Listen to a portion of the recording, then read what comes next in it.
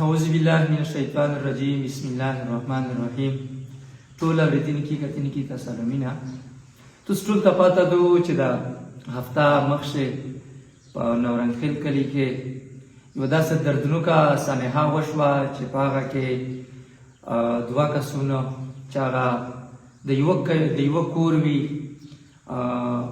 هغه شهیدون شول. یوه ښځینه وه او یو سړی و ورسره د هغې قبیلې بیا یوه ښځینه زخمي شوله او یوه دغه ماشومه دغه زخمي شوله، دغه بچیکای دی دغه زخمي شو. په دې کې یو زغو چارې شته دی او دې چې کومه هغه مرجانه دو هغه د پښه چې کومه دو دغه متشویه دو هغه خو علاج دپاره بیا پېښور ته یوړل شول. علاج یې روان دی، الله دا وکړو چې ښه صحت نصیب کو او دغه به انشاءالله څو ورځې بعده بیا اپریشن ته وړي.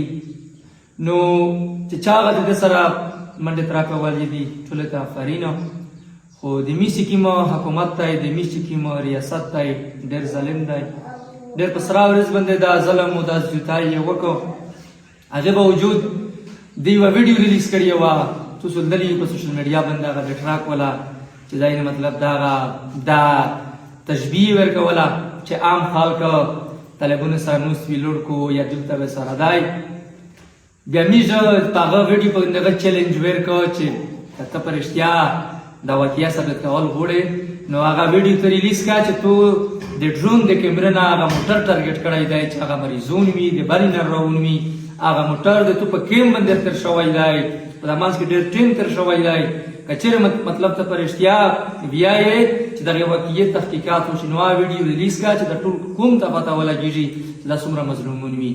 نو تر نن ورځې رسه حکومت زورور خلک دې پوښتنه نه کو.